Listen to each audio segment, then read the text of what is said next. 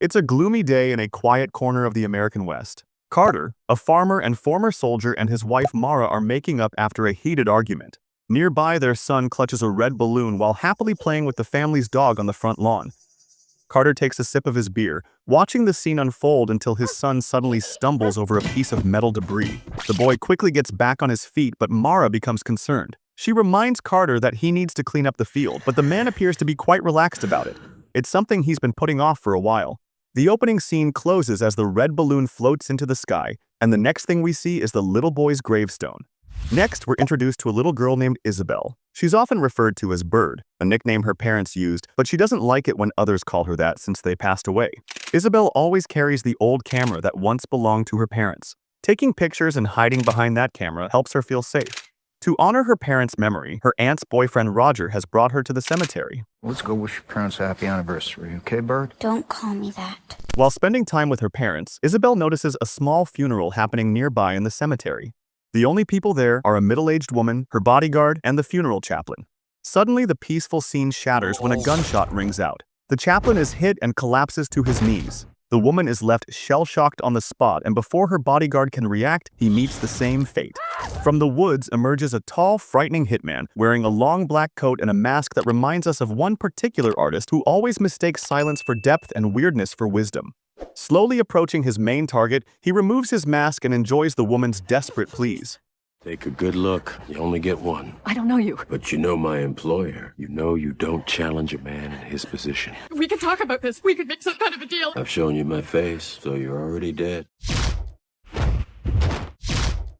Isabel is now an unintentional witness to the murders. Overwhelmed by fear, she repeatedly presses the shutter button and manages to capture the hitman's face as he buries the victims and murder weapons. The little girl rushes back to Roger in a panic, only to find that he has vanished. At the same time, Roger is searching for her too. He ends up at the murder scene and keeps shouting her name, which draws the hitman's attention. Isabel arrives to warn Roger about the imminent danger, but she's unable to save him. As her frightened screams fill the air, the hitman notices the camera hanging around her neck.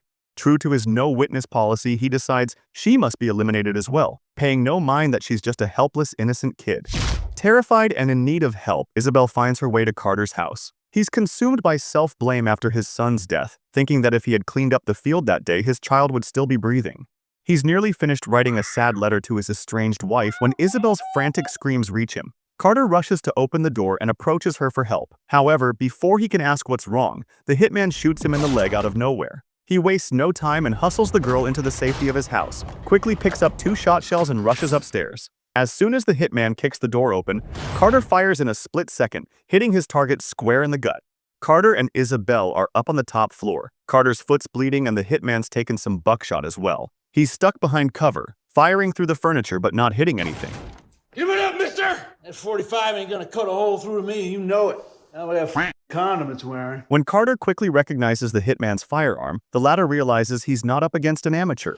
Not wasting any time, the hitman inspects Carter's used shell and deduces he's wielding a 20 gauge. Beautiful range you got with that candy-ass 20 gauge you're riding up there. Still enough to tear you apart this close. From there, the movie escalates into a heart-pounding battle of wits between Carter and the assassin. Each is determined to outmaneuver the other, but neither is willing to back down. Carter tries to bluff by threatening to call the cops, but the hitman quickly catches on that the phone is not working. Undeterred, Carter claims he has a cell phone, only for the hitman to find it downstairs. As a matter of fact, the hitman's only objective is to make Carter send Isabel down since she has seen his face. He tries all sorts of tricks to persuade Carter, throwing threats, offering to spare him since he hasn't yet seen his face, and playing the time card due to the fact that Carter's bleeding. But in spite of all the pressure, Carter chooses to stand his ground and protect the girl. Listen, you just send the little lady down here right now. This is not the time to play hero, and I am the last individual on God's green earth that you want to butt heads with. You hear me? Oh, yeah, I hear you. I hear you, and you sound real scary. He quickly turns to Isabel for help, instructing her to grab the first aid kit, a few light bulbs, and a towel. After both the hitman and Carter manage to tend to their wounds a little, Carter wraps the light bulbs in the towel, crushes them thoroughly, and scatters the shattered pieces across the staircase. The idea is that the glass will make noise if the hitman attempts to sneak up on them. Carter's in a serious tight spot. He only has 1 shell left and things are looking sketchy. Good news is that the hitman doesn't know he's nearly out of ammo. They're trapped with no way out but to jump out the window. However, that is not an option because Carter has a messed up leg. Meanwhile, Isabel starts opening up about her past, sharing how she lost her parents in a tragic accident. That hits Carter hard as it brings back memories of the day he lost his own son. Clutching the camera her parents left her, Isabel suddenly recalls taking pictures of the hitman with it. Hearing that, Carter immediately asks for the film, which he wraps tightly in a plastic bag and instructs Isabel to stash it in the toilet's water tank. On the other hand, the hitman is trying to learn more about Carter by rummaging through his packed boxes. He comes across a framed family photo and seizes the opportunity to push Carter's buttons. Nice looking woman you had there, boy. You don't mind if I get her number when this is all over, do you? Just shut up! Hey! Shut your fucking mouth! Learning about Carter's military background, the hitman claims to be a vet himself and even says he has a daughter about Isabel's age. When he can't get anything out of Carter using identification, he resorts to threatening his family. But Carter doesn't bat an eye because he has no family to lose.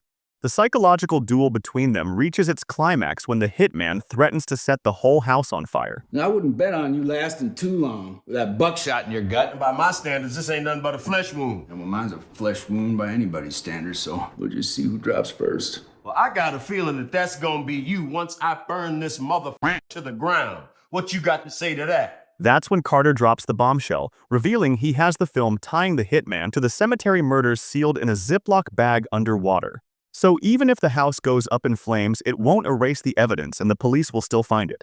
That little detail sends the hitman over the edge. Well, I'm gonna break you into a million pieces, man. A million tiny pieces. Close by, a fresh-faced rookie officer is out on patrol. He's on the radio with a seasoned partner who keeps referring to him as Kid. Kid. When you old dog's gonna stop calling me kid? Spotting two parked vehicles, his curiosity is piqued and he chooses to investigate. He doesn't radio in to update his partner and instead heads toward the cemetery.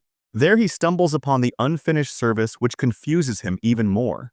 Back at Carter's house, the hitman stumbles upon the letter that had slipped from Carter's pocket. With both of them under the influence, the hitman begins reading it aloud in a mocking tone. I want you to know that you did the right thing leaving me. I killed our son. I let him die.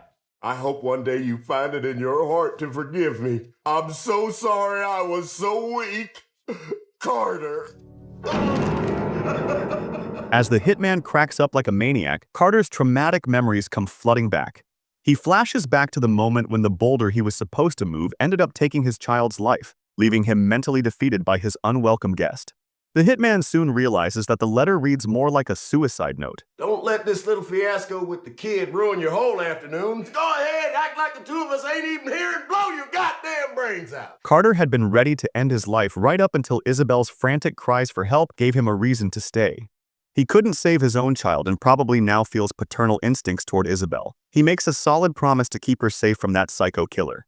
Just as the two share a hug, the hitman suddenly fires off two random shots just to keep them on their toes. Just as Roger's body is about to be discovered, the young officer hears the gunshots and immediately bolts toward the source. Catching sight of the house, he quickly hops back into his car and speeds off in its direction without requesting any backup. At the same time, the lights in Carter's house start to flicker, meaning he had put off refueling the generator. He's concerned about it because if night falls and the lights go out, stopping the hitman will be nearly impossible. Suddenly, his mind circles back to a plan he'd already dismissed. Isabel has to escape through the window alone. She panics at first and disagrees, but somehow Carter manages to talk her into it. Carefully, he helps her sneak out through the window. Once Isabel makes it onto the roof, the police officer arrives. The hitman hears the vehicle and spots the officer approaching. Without hesitation, he pulls on his mask and prepares to shoot. As soon as the officer knocks, the hitman pulls the trigger. One clean shot and the officer collapses to the ground. Clueless about the situation, Isabel leaps onto a crate that makes a loud noise. She locks eyes with the hitman but bounces back up before he can pull the trigger. The man starts chasing after her to finish the job, but fortunately for her, the gun is out of ammo and she's able to get back inside. The hitman then approaches the wounded cop who's struggling to reach his weapon and gives the guy a solid gun butt to the head, completely knocking him out. After the hitman hides the officer's vehicle in the hangar, Carter dashes out onto the balcony to catch the masked man by surprise. Aiming his .20 gauge at the hitman, he orders him to leave the property, warning that he'll shoot if he doesn't comply. However, the assassin knows Carter's firearm doesn't have much range. He also figures that if Carter really had plenty of bullets, as he claims, he wouldn't hesitate about popping one even from a distance. That's why he pulls out his gun on Carter too, forcing him to retreat quickly back into the house. Afterwards, the hitman ties the officer to a chair and begins hammering his fingers one by one. As the cop screams his lungs out, the hitman demands that Carter hand over the girl and the film, or else the young cop will be killed. Despite the threat, Carter refuses to give up the girl. You kill that guy because you want to! You're just looking for an excuse! You want to kill somebody? Go ahead! In response, the hitman coldly ends the officer's life and sends his body to Carter as a brutal message. Several minutes tick by in complete silence, and Carter hears nothing from downstairs. Growing suspicious, he tries to manipulate the hitman by pretending to surrender and claiming he'll send Isabel down. I gotta get to a hospital, man. You can have the girl, okay? I'm sending her down, alright? Just get the f*** out of here when I do, okay? When there's no response, he concludes that the hitman is not on the first floor. He decides to investigate and tells the panicked Isabel to lock herself in the bathroom for safety. He cautiously makes his way down the stairs and finds the hitman's boots. As he continues his search, he realizes the hitman used a ladder to get upstairs and went barefoot to avoid making any noise. Clutching her camera in fear, Isabel hears footsteps and calls out to confirm if it's Carter. Carter, are you back? The hitman heads in her direction, but before he can reach her, Carter suddenly appears from behind, knocks him off balance and sends him tumbling down the glass shard-covered stairs. Now the hitman's soul is lacerated and Carter's straight up roasting him. He still doesn't have the film, but the situation has him seriously considering burning the place down. Right as he's about to go through with it, a thought enters his mind and he freezes, eyes locked on Carter's phone. As night falls, Carter and the hitman find themselves in conversation once again. Carter asks the latter how someone could become such a monster that can murder people with such ease. The hitman admits that taking lives was difficult for him at first, but it became easier as time passed. He insists that he doesn't kill for pleasure. According to him, his only motivations for killing are the need for money and necessity. Wrapping up his explanation, he drops a quote that seems to hold all the answers Carter seeks. He who makes a beast of himself loses the pain of being a man. Later, a car pulls up to the house, casting a devil red color on the hitman that makes him look almost demonic. He opens the door to greet his expected visitor. What took you so long? Soon after, he calls out for Carter, informing him that an old friend has come to see him. Curious about who it is, Carter suddenly hears the shaky voice of his wife Mara, and his curiosity instantly turns into full-blown rage. If you f***ing hurt her, man, I swear to Christ, you will never get this kid! It's revealed that the hitman had pretended to be a friend when he called Mara using Carter's phone, deceiving her into believing her husband was heavily drunk and needed her help. With that said, the hitman begins the countdown.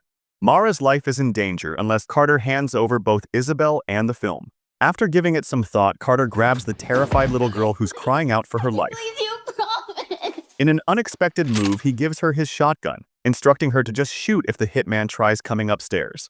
After pulling out a knife, Carter makes the decision to head downstairs and face the danger. I'm gonna go see my son. Carter bravely approaches the hitman and tells him the girl is upstairs ready for him with a shotgun. Instead of escalating things, Carter pleads with the hitman to walk away, to go back to his own daughter and let it all go. Furious, the hitman snaps and reveals that everything he told Carter, including having a daughter, was a complete lie meant to play on his emotions. I'd have told you I had prostate cancer if I thought it would help! Desperate, Carter begs the hitman to spare their lives, explaining that neither of them has seen his face. Oh, no? Well, here, now you have! Now the hitman turns his threat toward Carter, vowing to kill him if Isabel doesn't show up. Despite Carter's warnings, Isabel confidently walks down the stairs, gripping the shotgun and pointing it straight at the man. Just then the lights start to flicker and distract the hitman. That's when Carter leaps into action and seizes the opportunity. He charges at the hitman full on and stabs him in the neck over and over until the lights go out in sync with a random discharge. As Mara rushes out to call 911, Isabel surprisingly stays put to finish off the hitman herself. She confidently pulls the trigger on him, but nothing is discharged. Turns out Carter and Isabel have been counting on a dud all the time. Now the situation flips as the hitman lifts his own gun. Isabel slips on her Nike Courage sneakers and boldly challenges him to just do it. However, the hitman refuses to shoot and spares her, claiming he's not a monster and breathes his last. Isabel approaches the wounded Carter, a smile on her face that's never been seen before. No camera, no sign of fear, just a sense of safety as she thanks Carter for saving her. He replies that he just returned the favor, implying he undoubtedly would have taken his own life if Isabel hadn't shown up when she did. So, to recap the recap, two people standing at the edge of death found each other and ended up saving one another. That's all for today's video. Like and subscribe if your soul demands it. Comments are open for your thoughts on the movie, but if you ask for the title, I'll scream. It's in the description. Thanks for watching, and I'll be back in your ears soon.